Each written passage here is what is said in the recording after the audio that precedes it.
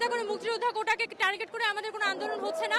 আমরা কিন্তু মুক্তিযোদ্ধার কোটা আমরা বেশিরভাগ আমরা বলছি কেন, কারণ এখানে যে 56 ভাগ কোটা আছে সেটার মধ্যে পুরো 30% কোটা মুক্তিযোদ্ধার, এবং এই 30% কোটা সুবিধাভোগী কিন্তু এখানকার মুক্তিযোদ্ধারা এবং তাদের যে থার্ড জেনারেশন তারা।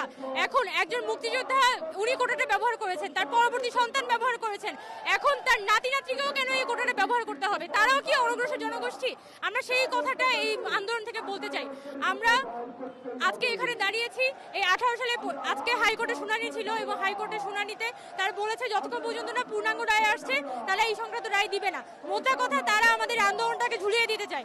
কিন্তু আমরা বলতে চাই যে আমরা ছাত্ররা বুঝে গেছি সব ধরনের হাইকোর্ট আর সরকারের খেলা এগুলো আমরা বুঝি। আমরা এই শাহবাগে অবস্থান করব, আজকের মধ্যেই সরকারকে সিদ্ধান্ত নিতে হবে তারা কোটা নিয়ে কি করবে। আমরা এবার এসেছি আন্দোলনে যে 2018-এর যে ঘোষিত পরিপত্র সেটা আবার যাতে পুনর্বহাল করা